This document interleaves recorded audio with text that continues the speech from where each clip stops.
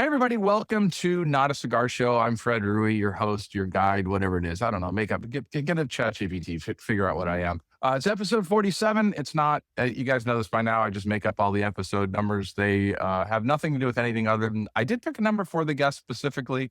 I do that. So if you can figure it out, win fabulous bragging rights because I don't give away prizes for that. And lastly, and I'm told I forget to do this, share this with a friend. Your friends probably would like to have a show like this. And honestly, I really need the attention. I'm really that insecure. So if you could share with a friend, that would be awesome. My guest, I'm excited about. This is a long time coming.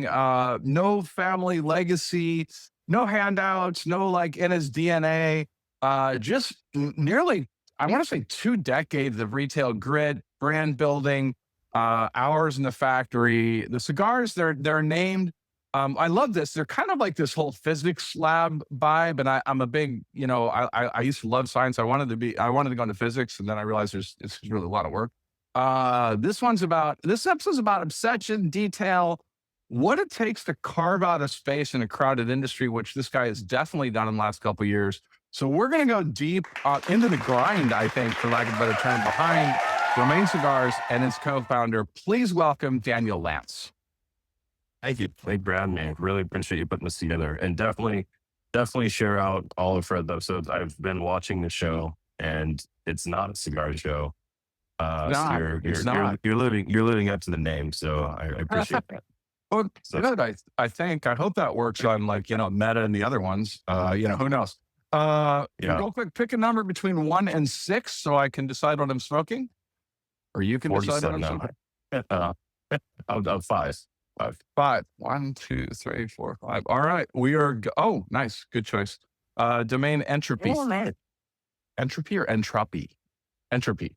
Entropy. Yeah. All right. We're gonna get into names later because I love all the science names that are involved in there. So first of all, I'm going to start with the boring stuff because I kind of feel like I have to get this out of the way that people don't know who you are.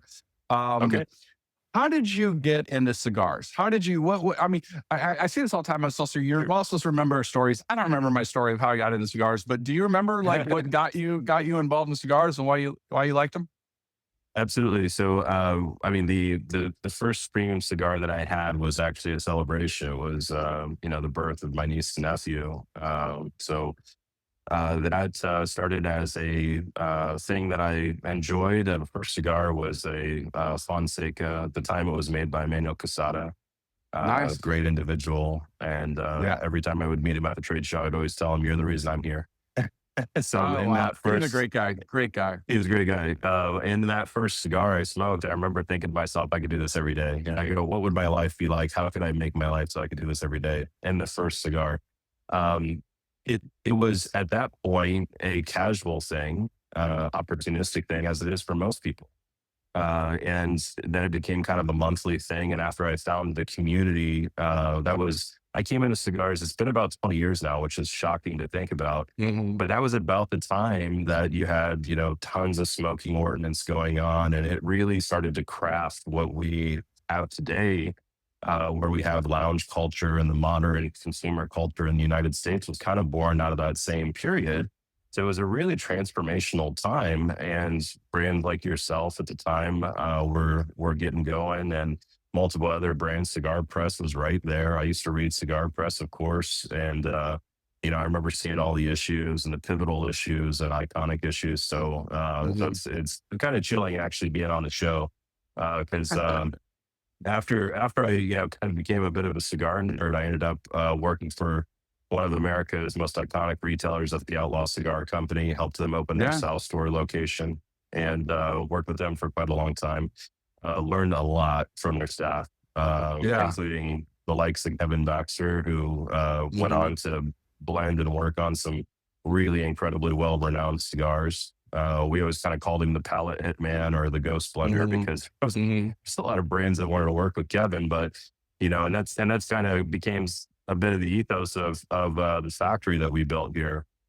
So I went on to make all my money in tech. That was how I supported myself and put myself in barely fitting t-shirts and stuff like that. I went on to go out and start cybersecurity companies, and was instrumental in working on several of those businesses. Did really well with them. Kind of a more money than brains decision. I moved to Nicaragua 6 years ago. Was a very impulsive thing. I came down here with a retailer friend of mine, and he had been bugging me for a long time. Come down to Nicaragua, it's so cool. You'd go every year. And I kept telling him, no, no, I don't have time. And finally I go, okay, I'll break over. I went, I loved it. I told him, don't let me buy a house my first trip. Right. I really love Nicaragua. And I think that's hard for some people to understand cigars, but I really love the place. Right. And I've always been really impressed with Latin America in so many ways. But I had to take a trip. I was going to London to go see a customer, and I couldn't go to Jordan. They got kicked out of Jordan because of my cybersecurity background. Hmm. So there was an issue there for me to enter. And basically, I had to turn around. I called my boss at the startup that we were working on. I go, do you care where I live? We were like a 50-person startup.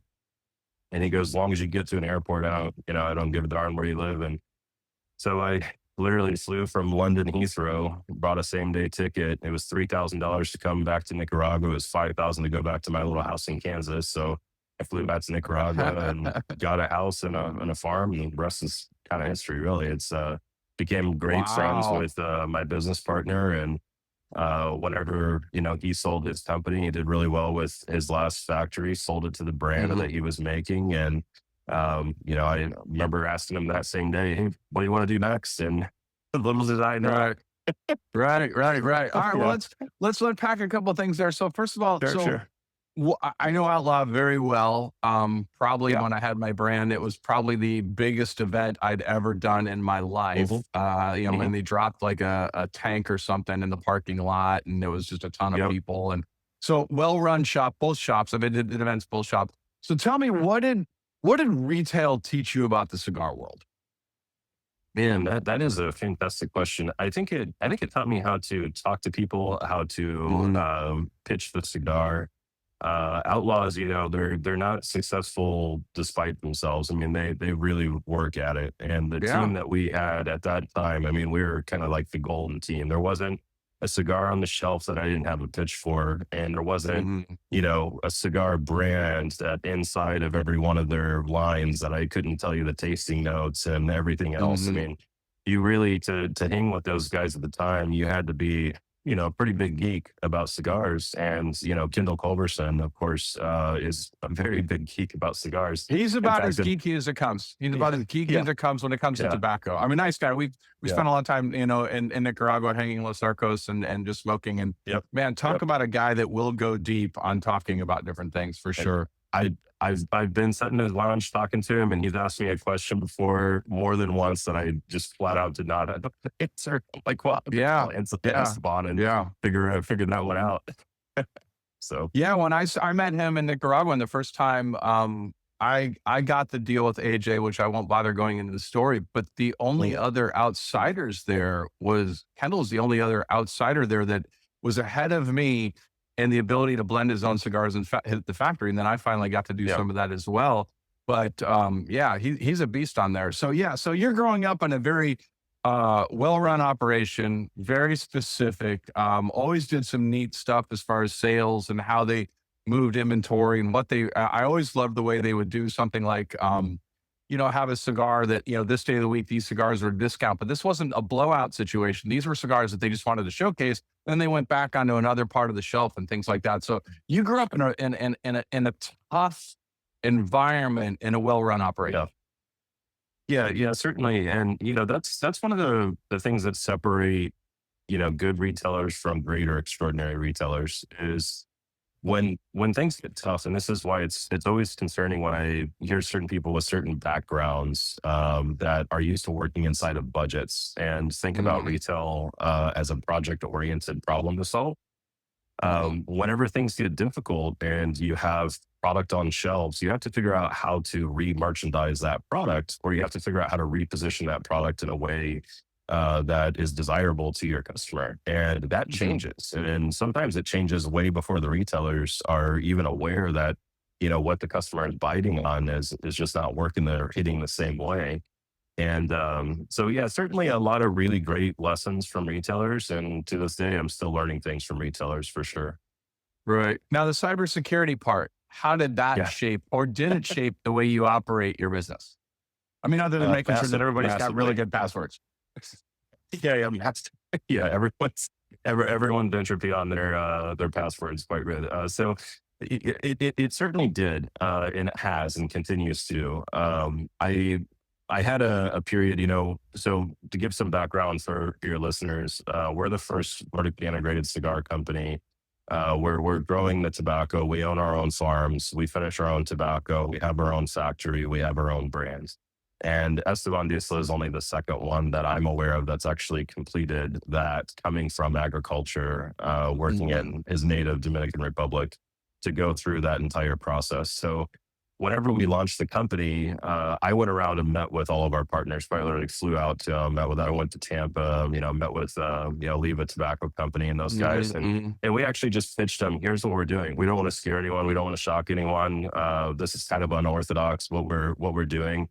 It definitely is kind of a more money than brains scenario to go at tobacco this way, because Mhm. manufacturing is always depreciating, and the brand and the state side is one of the only things that actually appreciates over time, in this business. So I met with them, and I remember talking to John Oliva Senior, and we're in the main meeting, and fantastic wealth of knowledge, about how this business has evolved. And I'm speaking to him, and he starts kind of telling me about some of the backgrounds, whenever he got into it, and talking about him working with his father, Angel Oliva, and talking about how after he had sold his computer company, and he came into the tobacco business. It was shortly after that he realized, hey, I'm going to be able to use spreadsheets, Mhm, and I'm going mhm. to be able to better organize our agriculture using spreadsheets.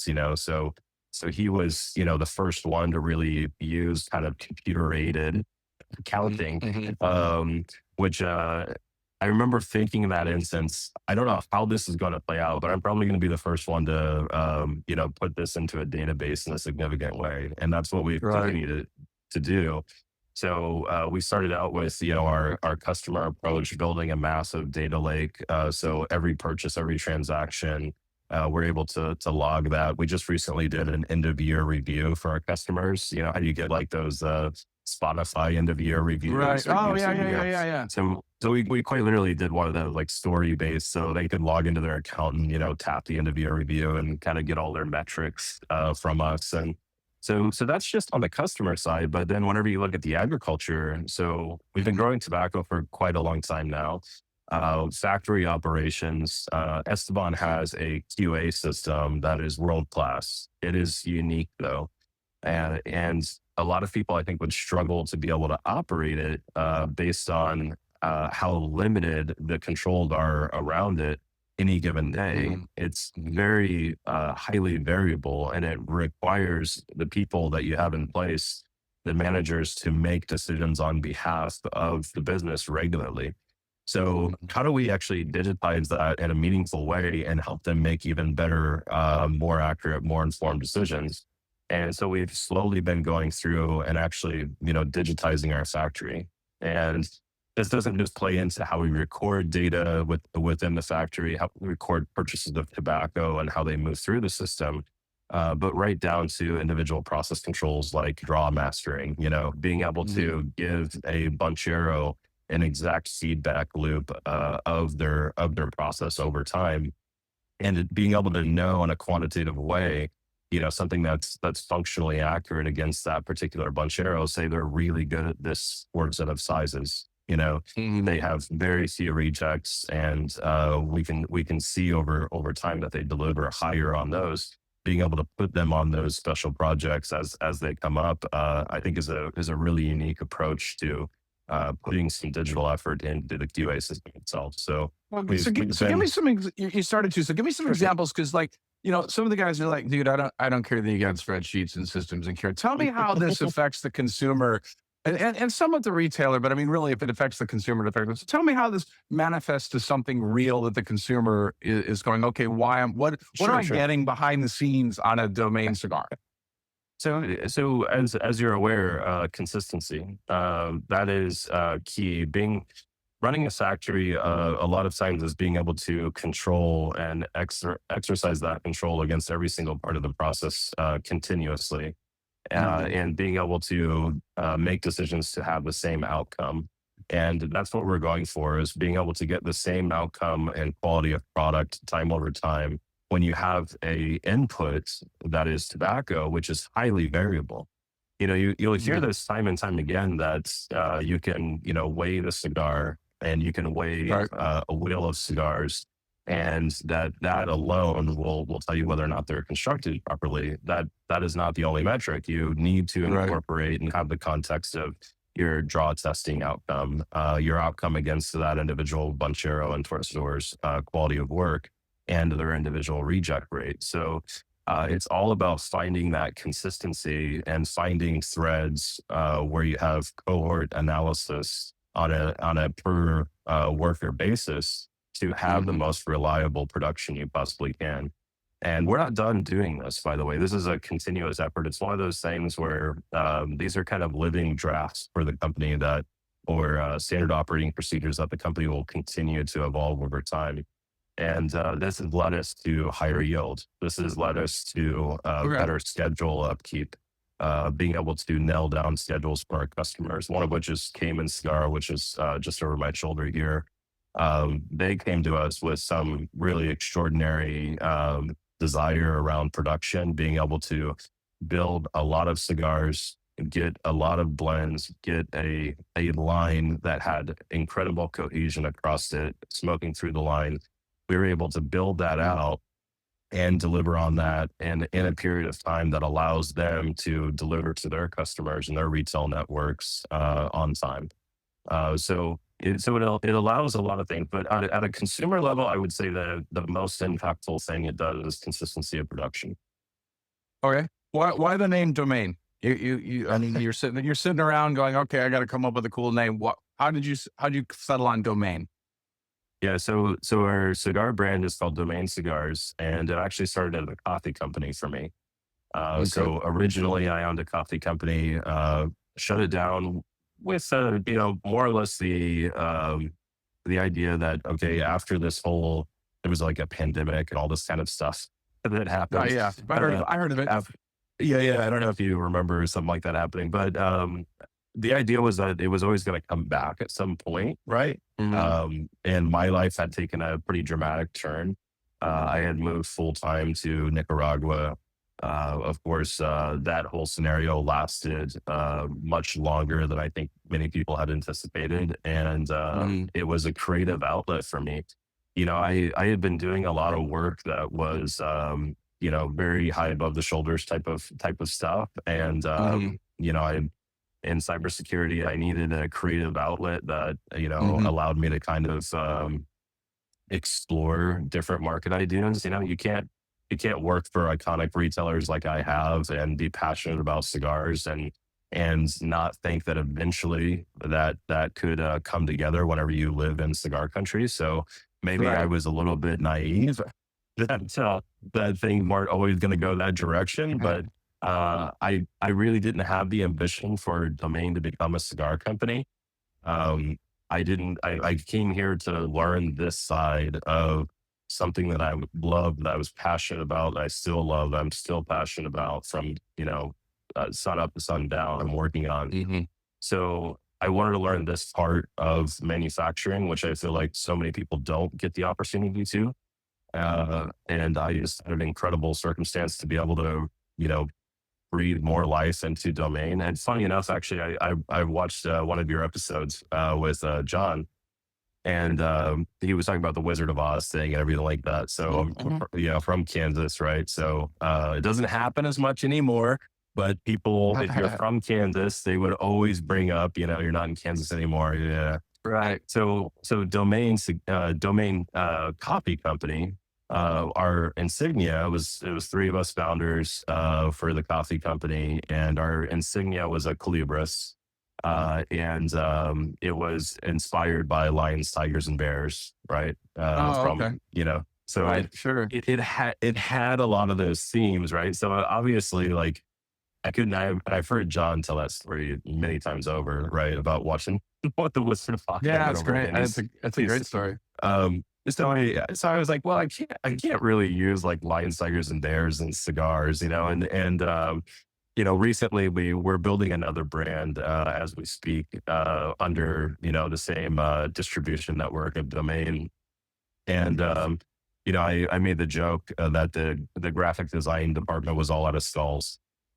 Because you get really similar motifs. You get Right, skulls, you right, get right. And it's snakes, you easy. get It's easy. Yeah. yeah, you get multiple animals, all this kind of stuff. So, and I don't particularly care for a cigar name that I'm supposed to maybe taste what the name is in the cigar. Like that Right. doesn't it never really set with me all that well. We have tasting notes on our box and stuff like that. That's a tobacconist assist. I wanted names on the cigar that didn't bias you as to what you should be perceiving. It should be your Right. experience, and in a way, our experience together. That you're partaking in our product. So, but So yeah, talk about the that. origin. Talk about the blend. Talk about the blends. Let's go. Talk about the names Yeah, you yeah, came yeah, up sure, on the blends that you have sure, on the lines sure. because they're So, very so science heavy naming. yeah, yeah, they certainly are. So Neutron is the Mexican San Andreas. Neutron is neutrons themselves are all about balance. So they're all about balancing something out. This was Mhm. a true medium body Mexican San Andreas, where you don't often find yourself with a Mexican San Andreas that I view as truly medium. One of the prerequisites for the brand also was that we would blend everything full spectrum. So everything has to have Viso Seco Ligero, right? Every single Mhm. blend Mhm. is a Viso Seco Ligero. So in that, just Neutron became the Mexican San Andreas. Then we have Entropy. Entropy is about transformation, Mhm. and the Entropy cigar to me has a lot of layers of flavor, and they play Mhm. like really tight music on the palate. So you might get a real heavy espresso, you might get a heavy chocolate, you might get all those layers kind of coming in. And in the spirit of transformation, there's also kind of a biblical element to this, where new gentropy is referring to not negative entropy, but a new form of transformation. It actually came from Nicholas Acusco. It's a spiritual transformation, more or Mhm. less. Mhm. So New Gentropy is a Habano of the very similar blend. There's one tweak in the construction between the two of those cigars, between New Gentropy and Entropy. But the idea behind that was I've always been a bit of a physics nerd. I mean, my cybersecurity background is in industrial controls. So think about the control systems that run the power grid, or run Right. nuclear sites or things like that. So that was the type of stuff that I was working on. So it was just kind of fun to come up with some obscure names that were physics related, and of course, the logo is a diamond or a double shock diamond or star. And the original series here is actually named the Constellation. So it's all the elements of the universe that are kind of coming together in the initial series here. So that's where Nice. it goes from there. I Yeah, like we it. have I like like it. yeah, we have like the next like 10 years of this like planned out. Right. Right. Well, it's funny So because when you go down this rabbit hole of you're like, oh, these are really cool names, and everybody yeah. doesn't always know what the thought process behind them, and people aren't they're generally out there just randomly naming things. It's Yeah, it's been a common thing for quite a long time, and I'm sure you're aware of this. Is guy comes down to Nicaragua for 2 weeks, learns obscure word in Spanish, and before you know it, Yeah, yeah, yeah, yeah, yeah. that's the name of a cigar. You know, I so appreciate for the American market you've named cigars that Americans can actually pronounce. I think well, that's helpful. I appreciate your optimism there, but a lot of people have actually complained that the names they can't pronounce, or they're Oh, not familiar okay. with the names. Um, so a lot of people struggle with agentropy.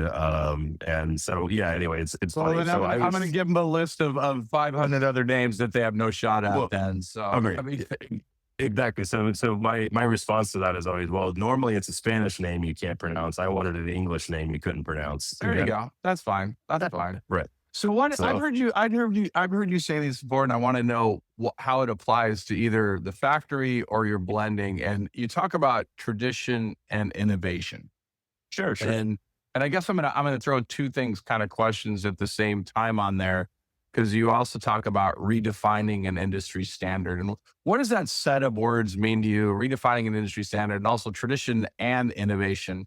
How do you preserve Yeah. the past, what brought you there, and yet still innovate when, bottom line, we're all dealing with the same finite tobacco that we've had around for Sure. 50 years. I mean, certainly there's strains, and certainly, there's more cross-border blending than I think there's ever been. But what does that mean to you? Yeah. So for us, it's about taking the heritage of cigars. What cigars are, as you just said, as they are tobacco. They are in a layman's dried up leaves held together by a vegetable gum, for example. Now, when you go past that, right? How do you understand the materials in a better way so that you can do more exquisite things with that same material? Or Hmm. how do you improve the materials themselves? So starting with being able to actually work our own land, work our own farms, put them down in Hmm. our own palones, modify the palone process itself to create, and this is a big credit to Esteban Disla and Hmm. Raul Disla, is that you can make tobacco where it is commodity only, and that is Hmm. traditionally how tobacco is finished. Is Hmm. farmers get paid on the number of pounds they produce, Right. right? Right. And that 100%. directly translates into how much you pay as a brand when you come to us and we make you a cigar. Now, what's different about that is whenever you have a guy like Esteban Dusa, my business partner, I refer to him a lot of times as like the Steve Jobs of Esteli, right? He came here 25 Hmm. plus years ago from the Dominican Republic, knowing that Esteli was going to be the next, mecca of cigars, and today it is. But Hmm. 25 years ago, that was not the case, right? Right. He, Right. he knew this because he was the buyer for people like Sergio Cuevas, who he apprenticed under. He's a master Hmm. today because he stood on the shoulders of great giants. But in Right. doing so, there's been so many innovations that have happened that you take someone and pluck them right out of Cuba and drop them into Esteli. A lot of what we're doing with tobacco looks almost foreign to them, right? Hmm. Hmm. So when you run palones, you can choose to run palones based on weight. You can do a natural process finish for filler tobacco that is 2 months and 3 months, and bam, zing, you're out, right? Right. Or Right. you can do what Esteban and Raul have done, where they've invented their own processing for this, where we're mixing up different cut levels and certain criteria of cut levels in those palones so that as the tobacco is mellowing, because it's always mellowing, right? Right. So when you go into a palone, you start over here, right? And you mellow out, right? Well, depending on your cut level, before you've classified, we always talk classification, viso, sequela, hero, right? That happens after the palone, right? Hmm. So, but the cut level, which is in Nicaragua, is going to be 1 through 5 typically, right? Mixing those cut levels strategically so that you mellow out less, so you get more flavorful tobacco whenever you're blending and working with that tobacco. That's a way of starting with a higher quality presentation of the materials that is going to Hmm. yield you a more transformative product. And that is, in fact, something that you don't have to have a whole lot of technology. In fact, you need a whole lot of humans to monitor those processes, right? Right. Um, Right. but but how do we take what they're doing there, and how do we assist it? How do we study it? How do we analyze it? How do we make it, as I was referring to earlier, how do we make every decision that we make across the entire workflow more accurate, more precise? We're doing Mhm. things like ammonia metering now on palones, right? We're actually metering how much ammonia is coming off of a particular palone and logging that along with time and temperature. So we're logging degassing of the tobacco. So Those are, do you tent a particular polone to capture that? I mean, no, what's they how they do you do they that? read it. They read it as they're breaking open the polone. As Ah, they're okay. breaking open the polone, and what the Gotcha. ammonia is telling you that's coming off of it is how much of an Sure. enzymic reaction is still happening. Right. Right. Interesting. and Yeah. how hot or how high that reaction actually is. Hmm. So things like that have been fascinating to study. And I mentioned, I always consider like Esteban to be like Steve Jobs of this valley, where he's built so many companies here, so many factories here that have been incredibly successful. If you want to get something done, you do it with them because he's going to be able to build something Right. incredible. But Right. he's never had that technology buff. I'm bringing out scientists, quite literally scientists from the United States, to come out and help us understand what's happening in our drying room. Hmm. We have today, we have HEPA filtration inside the drying room. Should it actually be outside the drying room, and how should this be configured? So those are the type of things that we're working on together. And I didn't really understand at first how much of that Esteban wanted, and he wants all of it. If there's a measurable improvement, if there's a Right. measurable improvement that we can make in process, we're gonna all be focusing on it and making sure that it actually has an impact. So let's talk about Assam for a second. Sure, sure. What was your first blending experience with him? I mean, how did that go? You're a little bit of a kid to candy store at that point because you're watching a guy that knows what he's Right. doing. But what was that feeling for you, or how'd that go?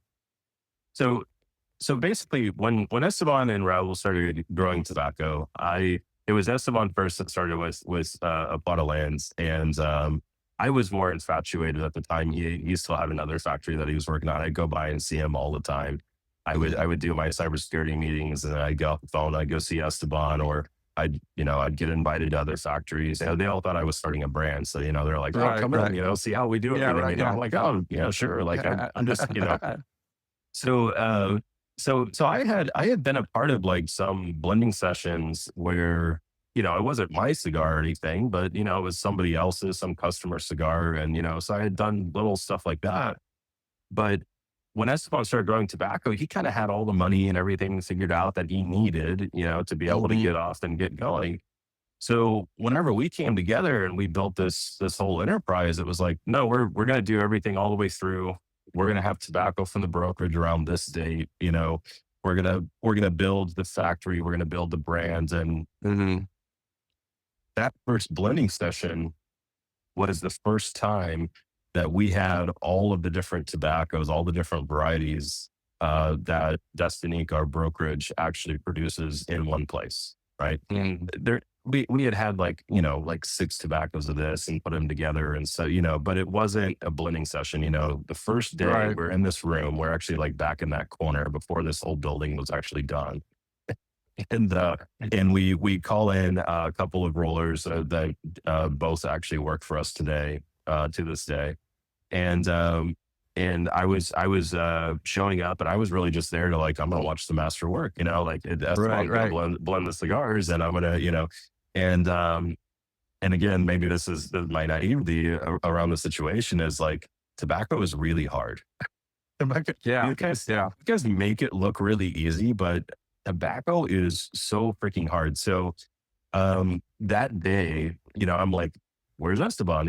And it was that day, one of the farms that he had under contract, where we had a ton of tobacco in the dry barn, had sold to a guy in Managua.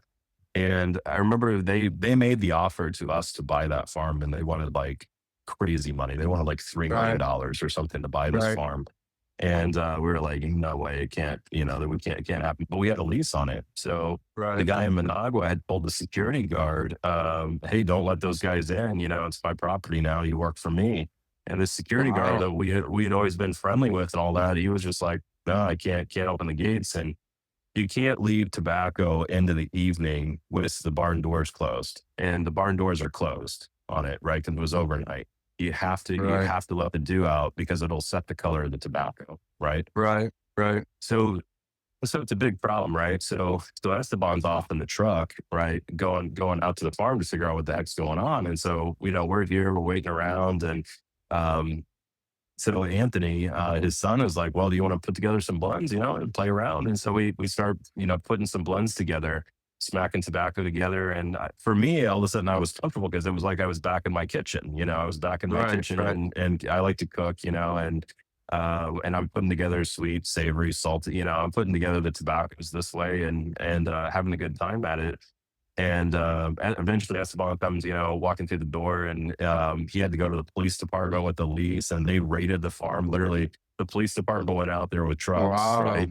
Wow. Trucks and guns ready, right? And they're like, this guy has a lease on it, and you're jeopardizing what it was at the time. I think we had a couple $100,000 in the barn, and Mm. they're like, either way or the hard way. I mean, he had video of them, Wow. and Wow. that's the amazing thing too about Esteli is these guys really know tobacco. They all have family members that work in tobacco and everything like that. So they knew how this guy was trying to, he was trying to jeopardize our business, right? Mhm. And anyway, and we had a right to be there. So Esteban walks in, we got a couple of blends laid out, and he's like, put these together, and I was like, Dan's been playing around with the blends, so so he smokes a couple of them, he's like, okay, give me 20 of these, give me 20, and he's telling them, he's giving them blend orders, and he's like, put a lot in this, and I got to run to the bank, I got to sign a document for the rating of the farm we just did, and Right, right. and he's out, and Anthony tells me, he's like, no, that was really good, And I was like, okay, yeah, cool, man. Like, yeah, the cigars were, smoking all right. And so I was working on the blends really, and we finished up the day, and Anthony goes, Esteban's son, he's now a production manager, and he goes, well, will you stay till tomorrow? Stay till tomorrow. Esteban will come by tomorrow, and he'll work with you, all day and everything like that. And I was like, perfect, I would love that. And, you know, I stay overnight, I book a hotel room, come in the next day, and again, I got my coffee, I got my sparkling water, which, by the way, I got Esteban addicted to sparkling water now. So it's costing us a small portion. But anyway, so I come in, and again, it's like, 9:30 now. And I'm like, where's Esteban? And Anthony goes, he's like, oh shit, man, he's like, there's a, Pueblo Nuevo, we have a farm out there. And one of our buddies owns another factory. He's a Cuban guy. And he called Esteban up and said, hey, that farmer out there, he just called me, and he just offered me some tobacco. And he's like, I think it's your tobacco. And Oh, again, wow. and again, that's where farmers are trying to go for weight, and if Mhm. they have a sale and they have someone on the line that will take that, we want the Yeah. tobacco because we have a process behind it. But this guy's Right. trying to sell it from under him, and we already have a contract, right? So Esteban's off in the truck, and he's heading to Pueblo North to go make sure the tobacco's still there. And it's that kind of stuff, right? That you have to constantly have control over, right? And you have to build those great partnerships, and it takes years, and it can take decades, right? Yeah. But Yeah. so I'm sitting here in the factory, and again, he's like, "Oh, you want to put together some blends?" And so we start, putting together some stuff, and Esteban gets back, middle of the day, and again, kind of similar thing. He's like, "Yeah, I'll take some of these. Let's make some tweaks here and stuff." And so he comes back later in the day, and you know, it's you've blended a cigar, and this is what's unique about talking to Cigar Press and talking to you, Fred, in particular, Mhm. is you have that. It is so infectious whenever you start blending a and you work with the raw materials and the tobacco, and you put it Oh, together, and it's my and favorite part of the business. I mean, it I mean, it's on anything yeah, on your side, it's. I mean, I used to think when I'd go in and I'd see when I first started, and I'd see somebody with, you know, we've all seen the walls of different brands, and I think, how do you have 80 blends? I mean, how is that even possible? And then when you go right, down the rabbit hole and you start blending, you typically end up with, yeah, yeah, I would end up with three versions of something, and one would hopefully be good, and then the other two are like, man, these are pretty good. They're not quite there. I want to think, but yeah. Then all of a sudden you're like, oh, I see how you could have 80 blends because it's the most fun. It's like saying, well, you can only cook it, one thing in your kitchen for the rest of your life versus all the things that you can cook. it's one of those things. Like for me, I mean, I compare it to like making music or something like Mhm. that. It's so it's just it's so much fun. It's so much fun, especially whenever you've been a nerd about cigars for such a long time, and you start to see the character of a cigar kind of forming, Right. right? That creative part is incredible, and for me, like I was so excited during the whole process, even though I was like, well, we're gonna have to come back and Esteban's gonna have to blend these cigars and Right, right, we're right. gonna have we're gonna have to do this again later, right? But I'm having a good time. And it's the first time we have all of our tobaccos together. So, so I'm getting, Wilmer, who's now our QA, and he's an incredible QA, really incredible QA. And he's trying the cigars and everything, and we're all smoking them. And, it's an exciting and fun time. I'm getting Anthony involved, Esteban's son.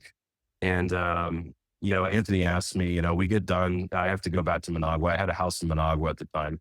And so I need to drive back about 3.5 hours. And Anthony asked me, he's like, well, will you go to lunch with us before you head back? And so I go to lunch, and I'm sitting there talking to Anthony, and he goes, this was really good. And he kept saying that. And I was like, so help me understand this, right? What was really good, because you guys have blended so many cigars, Right, right. and even Anthony's been around, and they've done cigars that have been incredibly successful, sold millions and millions of units, right? I'm like, what are you talking about there, right? And he goes, well, normally it was always, my father would work on the blends, he'd go into the cookbook. Esteban has what they call it the cookbook. He has this book of like every blend that he's worked Right. on, all the way back to like Latin America cigars, all these different blends. And Raul has something similar, and Kevin Baxter has something similar as well. And he goes, well, he was like, it was unusual because we all got to get involved, and we all got to play, in the creation, right? And he goes, and this is what, and I don't say this as, it is not a braggadocious thing whatsoever, but it hit me on the head in like a really powerful way.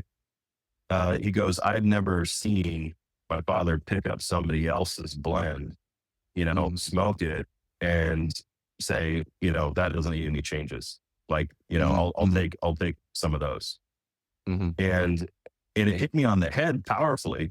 I get kind of choked up about it because when I'm back in my kitchen, I told you, I felt like I was like back home, like, Right. I smoke in my house, right, guys? So, but whose cigar would I be smoking? I'd be smoking one of Esteban's cigars. I've followed Esteban's career for, at that point, 15 years, easily, right?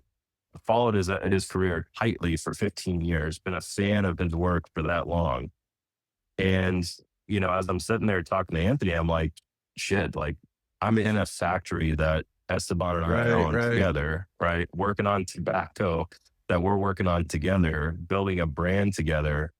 And he's liking the work, but it's probably also the first time that he's ever seen, frankly, a super fan of Right. his perspective working on his tobacco.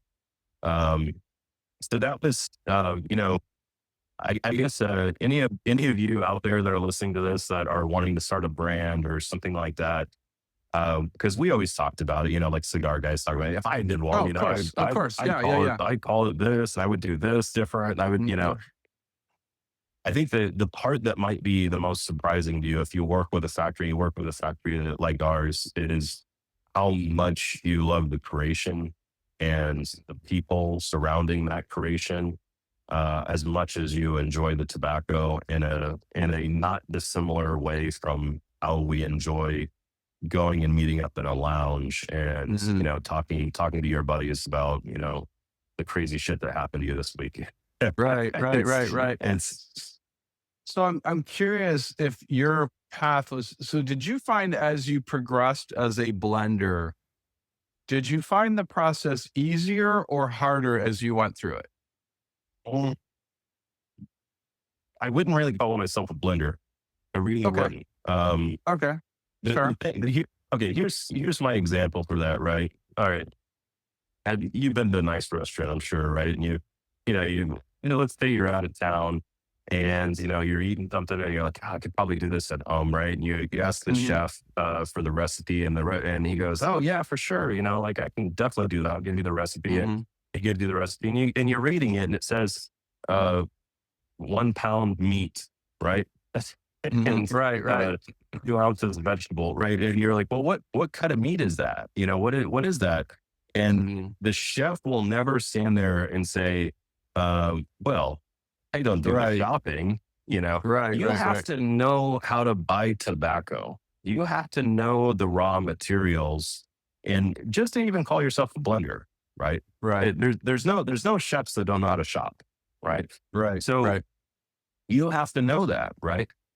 So I wouldn't call myself that, and to master it is a totally different thing. I really I'm firm on. I feel like you need a decade in season to really get there. Hmm. And there's certainly people that have reached a level of mastery in a different regard, right? Where they've sold Right. millions Right. of cigars, but they haven't spent a decade in season, but they've spent 2 decades working in solitary in a really unusual take on tobacco. So that said, as far as tobacco is always hard. It looks easy when you enjoy it and when you love it and you work at it every day. But I would say, knowing, we had a customer here, knowing what tweak to make on a cigar. We had a customer here and they go, I love this blend. And this was just like 2 weeks ago. And they go, I just want it to be like a tad sweeter. Is there any way Hmm. just to amplify the sweetness a little bit? And they mean it a natural way, folks. They don't mean any kind of Sure. altering. They mean the tobacco. And Esteban was like, yeah, we're gonna pull, a half leaf of this Sondega out. Hmm. Knowing when exactly to make those moves. That's when you're working with somebody who has truly mastered blending. Right. Right. Right. Knowing, and the best analogy that I can give you is, you've done this, everyone's done this, probably, that's even listening to this podcast, if they're big enough cigar nerds to listen to cigar podcasts. Um, you ever smoke a cigar and you go, maybe it's not for you even. You're smoking a Hmm. cigar and you go, oh man, so and so is gonna love this, right? Right. This Right. is right up, Derek or whoever's Right. alley. Um, that's the same thing that a master blender can do, but they know that you're gonna love it because of this viso seco interaction that's happening in that blend. Right. They know it on that level, you know. Whereas, it as, hey, so and so really loves Domain, or so and so really loves Right. Cayman, and they came out with Right. this variation, and that's going to hit the spot for them. It's the same thing. Yeah, I think the master blender term gets thrown around way too much, and maybe it's my definition of a master blender. But a master blender is somebody that knows, if you show them the blend, that exact move where, look, to pull Yeah, off the sweetness is not necessarily we need to add something, we need to subtract something. And I think that uh, that consumers don't understand from a rabbit hole standpoint. So for me, and I called it hacking a blend because I was not a master yeah, blender. I was not barely a blending. I was blending by definition. I was blending cigars, but I mean, my knowledge was very limited. And some of the early cigars I made in my journey were very simplistic because I knew, okay, I want jalapa. And then as you dig deeper, you're like, okay, what priming do you want? What farm do you want? Because everything starts to change, what fermentation. So once you go down, now then you start to understand why there could be so much different variety from cigar to cigar. But a true master blender, I mean, there's somebody that literally can taste a cigar and name all the elements to it. They can tell, yeah, they're very farm specific on where they want something. They may have a specific part of the farm they want because sun hits there an hour earlier than it hits the other part of the farm. I mean, that's a very rare. I mean, honestly, when you talk about master blenders, I can think of maybe 7 true master blenders that have that ability. Then the rest of everybody else is just kind of hacking their way through it. I don't know. I think that could be fair. The whole thing about mastery is, okay, is mastery in tobacco even achievable, right? Because you're dealing with an agricultural product, right? Sure, And I would say yes, because you I agree. to make good cigars, you have to have absolute command over that tobacco from the time that it is harvested. So from the time that we took it out of the field, its entire journey is dictated by man, right? And that level of domain mastery, right? Which again goes back to biblical. I mean, there's references to this, throughout the Bible and so on. But man's ability to master his environment is I think inherent, and being able to do that and still maintain a level of humility while doing so, I think is also part of that mastery. Let's face it. I mean, we're in a business where it's I don't want to call it a niche business because people get offended whenever you call cigars a niche business, right? It's a niche business. It is. But look, it's a small business with with limited creative licensing for the people that I think contribute the most to the enjoyment of the product itself. You know, you can have a fantastic cigar in a horrible environment, and you're still in a horrible environment, right? You can have a cigar, and we tell our rollers and buncheros this. You're crafting something that has the ability to completely turn around somebody's day. They can be having a terrible day. They can put this product in their hands, and the day is not so bad anymore. And that kind of thing, I think, is just deeply human. Like seeing a masterpiece. You ever see a masterpiece? A painting. Right. The thing that's most striking about when you first see a Van Gogh, a Monet, but anyway, yeah. So going back to what I was talking about, when you view a real masterpiece, one of the most striking things is how bright everything is. The colors are bright and vibrant, and you're really taken back by how visually loud it is, and in a really unique way.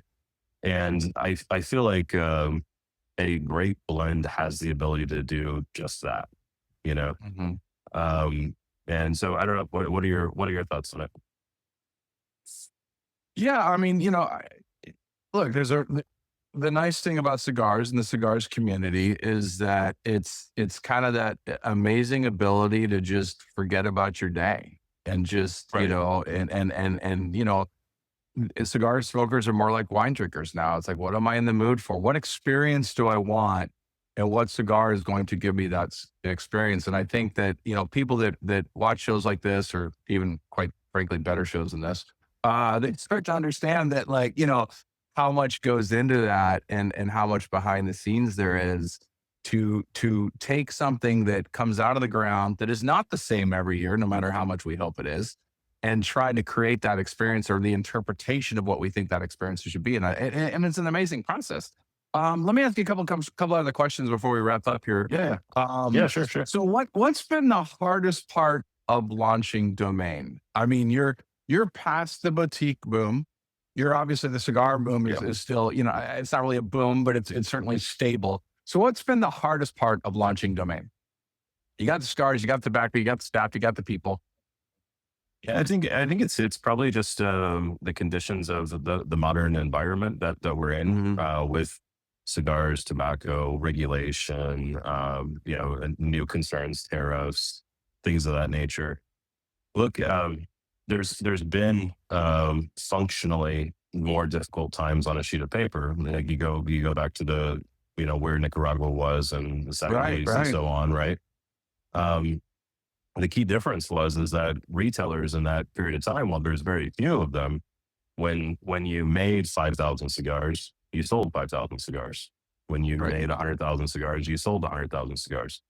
Uh, Today, we're in a scenario where just in time delivery has taken over most all business elements, and tobacco and cigars is one of those. I can make an extra 80,000 pounds of tobacco at the brokerage, and if I don't sell in 24 months, I'm losing money. Mhm. And I'm holding inventory. I'm holding $250,000 in inventory just to satisfy the retail requirements of having the product available when the retailer wants Mhm. it. When you stack on top of that the regulatory conditions that we're in, where we have state regulations that we have to follow. More and more states are coming up with individual excise taxes. Um, you had a scenario where 20, 30 years ago, even I'd say closer to 30 years ago, you pretty well had two methods of doing business. You had check, you had COD, which is fancy way of saying check, but a little bit different way of Mhm. handling, and you had cash pretty much. Very few wire transfers. And today I have 10 different modes of doing business with retailers. Mhm. And, retailer can order from you on Facebook. They can order from you on Instagram. They can order from you, Right, So, right.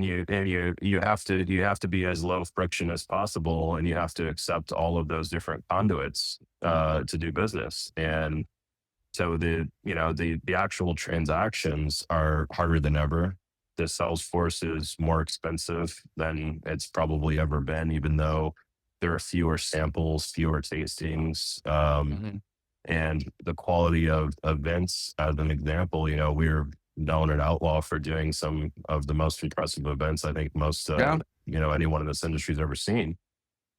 But when you really look at where events are even today, a lot of retailers are doing this because they need to, you know, help with inventory and so on. They haven't figured out another Mhm. retail method or solution aside from doing an event and trying to kind of get some energy in the shop. And so I think we're really in a really hard time. And where even Cigar Press actually, Cigar Press was like a journal for cigar nerds like me, right? Where that Mhm. was, the catalog we'd be copied in, and when that new copy would come out, Right. we'd be studying what they're saying and what they're looking at, and what's Thor into this time and all this kind of stuff. And I remember meeting Thor actually at Outlaw. He came there to cover some events, and you know we're not in the nerdy phase right now of tobacco. Mhm. We're very much in there's two cigars on the shelf, and this is always true at all times, by the way, folks. This is never not true, but there's always two cigars on the shelf. Have you heard this before, Fred? The two I don't know. cigars. Possibly All right, those that sell and those that don't. that's exactly it. So so we're firmly in those who sell and those who don't. Right. But more and more, I mean, we have domaincigars.com. We have a product locator. I think we're the first company to ever do a product locator versus a store locator, because Mhm. we want to land our customers with the products, right? Right. Right. We care about the shop, we care about the store. That's why they're on there, of course. But we we have a scenario where we also have to furnish the customer in addition to building the products, inventorying the product. The business of cigars, you're three things, and you have to do three things really well. You have to be a distribution company, you have to be a sales organization, you have to be a marketing company. That's the business of cigars, the industry of cigars. And people always, I know how people use the word industry, but there is no industry of cigars in the United States, generally speaking. This is the industry of cigars. It Mhm. is manufacturing, and it takes place here. It's already 60, 80% female. So Mhm. um, Mhm. it is Nicaragua, it's the Dominican Republic. This is the industry. The industry today is harder than ever. And I was actually talking to someone about this earlier today. There haven't been, huge price increases here in manufacturing in probably 10 years. Not Mhm. not in any significant way. The tobacco coming out of this bill, the regulations that we have to support, fumigations, all those other things, we've just gotten more of them. But the people that are actually making the products have more or less been stagnant in so many ways around how much money they make. And we set a really high bar for our factory. I mean, we put our minimum order quantity at 50,000 cigars, which people thought was pretty outrageous. Mhm. But when I look around the valley, and I've been here in Nicaragua for 6 years now, when I look around the valley and I see how many factories have gone under, right? I Mhm. see how many guys have put, their life savings, every bit of their heart and Yeah. effort Yeah. into it.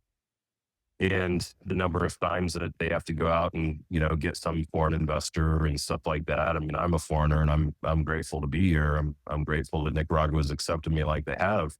Um, But that said, I mean, I've seen that time and time again. And, the US market today, from the manufacturing of cigars, it feels like two very, very different places. And I would always joke that there's a velvet rope, you know, Hmm. that Right. only a few of us, and yourself included, where you've been down here, you've been in country. People like Kendall, who's, Kendall Culverson, Outlaw Cigar Company, Hmm. have been down Hmm. here, been in country, that really start to understand what the industry of cigars is.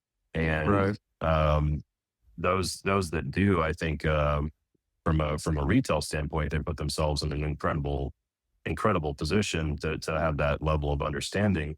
But also from a connoisseur side, we're just not right now, I think, in the nerdy phase of cigars where what we're doing, I'm a cigar junkie that moved to the poppy field. None of this makes any sense, It doesn't, spending $1 million+ building all this stuff out, and building out farms and doing all this kind of stuff. You're not making crazy money doing anything like that for a great Mm-mm. number of years.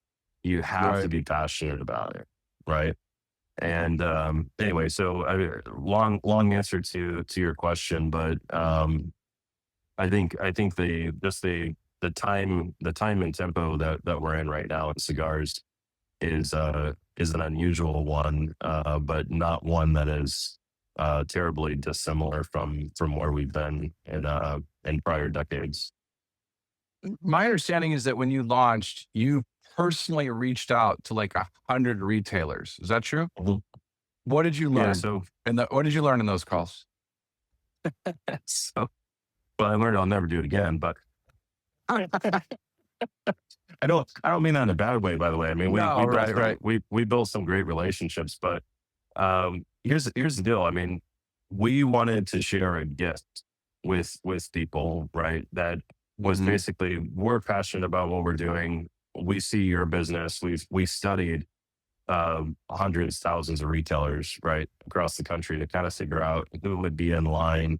What type of business model are they? Are they a product shop? Are they an experience shop? Or what services do they offer? And we sent out invites. We sent out a 1-100 box. We picked 100 retailers, and we sent the announcement to them first, right?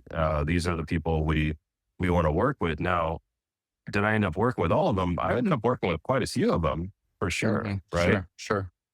And that's not the reason that I wouldn't do it again. The reason I wouldn't do it again is I had a scenario where it's like, people were like, "Okay, where's the order sheet?" And Mhm. I'm like, Right, right, "This is right, a it's a gift, right, it's meant to be. I'm trying to date you, you know." right, right, right. And then it became this kind of awkward thing where it's like, oh, we're yeah, we did invite 100. I followed up with 100, and the perception was fantastic. The Mm. perception of what we built was fantastic, but I would tell you, we're just still not. I could imagine, 10 years ago, 15 years ago, a guy doing what I have done here with Esteban, and creating this whole thing. I mean, I could imagine that would be cover worthy in so many ways, right? That would be Mhm, front mhm, page worthy for a lot of media even. But mhm, today, mhm. that's not the impact. Yeah. There's basically 12 companies or so in the business overall, that have the lion's share of shelf space, and boutiques are not regarded in the same way. And I feel like boutiques kind of did that to themselves in so many ways. Mhm, mhm. Just constant belaboring of releases that aren't the most thought out things. It's part of why we haven't done a limited edition. Mm. From Domain Cigars is, um, that there just began to be a lot of monotony around some of these releases, and we wanted everything that we came out with for it to be like, no, we're committed to this. We're committed to the cigar. We love the blend. We're going to continue to make it. And some retailers built their whole business model though, right? And they don't like us too much around the idea that we're not going to have a new cigar every week. you Right. know. I agree with you. I feel boutiques did that themselves to some extent, and I think that that process took so many years to unfold. The big guys really had a chance to adapt a little bit to what would they were losing shelf space to. Like there was a Yep. lead when boutiques Yep. first came on the line and it got attention and it was ignored by the big guys in the very beginning because they're like, oh, that's cute. That little corner of the Yep. humidor has got some, and as that corner grew and became a Yep. wall of well-known boutiques, despite not necessarily getting not a lot of media love from some of the certainly really, really big ones, For sure. but that process, we stayed in that process of boutiques for so long. And what am I so long? I mean, probably 8 to 10 years. Yeah. That gave the big guys finally go, well, shoot, I guess we got to figure out how we can appeal to that market. And so It, we lost a little bit of a jump there, but look, you're doing everything right. To your point a little bit, it's hard when a boutique pops up to make noise because it's pretty common. It's not unusual for yep. somebody to go down there and try and do it. So you're doing the right things because you're breaking Yeah. through Thank you. that noise and you're doing some really good things and out of some great cigars. So anybody Thank you. listening, if you haven't tried these, definitely seek out the domains. Really looking forward to see what you have next. I got to ask two non-cigar related questions just so I can fulfill the destiny of what the show is supposed to be. Yeah. Do you No have worries. a favorite movie? I don't know. I'm just making up stuff now. Do you have a favorite movie? No, but cigar related. Yeah. Hand rolled, of course. Not cigar related. I don't want to know cigar uh, related. Well, that's I mean, it's funny. I live in the factory. You realize that, right? Like I literally live in my house is like 4 feet away, right? Right. So All right. So the then, all right. So tell me, packaging tell room me, is above my house, all right. That's So my whole fine. life. Tell me something. Tell me something that you got excited about lately that had nothing to do with cigars. Oh, I would say programming. Yeah. So I like to write code in the evening, which is I know this is your audience is gonna be like this guy's a freaking nerd. Wow. They just left. They just left. They Yeah, didn't they're even all wrap up. they're all out. So anyway, yeah. So Google came out with something called anti-gravity, which is an IDE for programming, which is pretty fantastic. So in the evenings after I get done working on tobacco all day, I'll put on like a video showing me new things that I can do with this IDE. Look, I'm pocket protector nerd. Okay, like I'm like Wow. super. Yeah. I'm legitimately pocket protector nerd. So, yeah, like I'm not a geek. I always tell people like geeks, that they know all the like Marvel. Is that I don't watch any of that. I don't know any of it. I don't know any of Right. that stuff. Right. I'm pocket protector nerd. Still, All right. yeah, Well, hey, man. whatever that is certainly working for you and your brand. Thanks so Thank much for you. joining me. We'll definitely have you back again because I feel like there's a whole lot more topics we can talk about. Everybody else, thank you so much for listening to the show. Share it with a friend. Definitely go watch this. Definitely go find Domain Cigars. Some great, great stuff. And hey, thanks for coming on the show, man. Thanks so much, Fred. Really appreciate your support.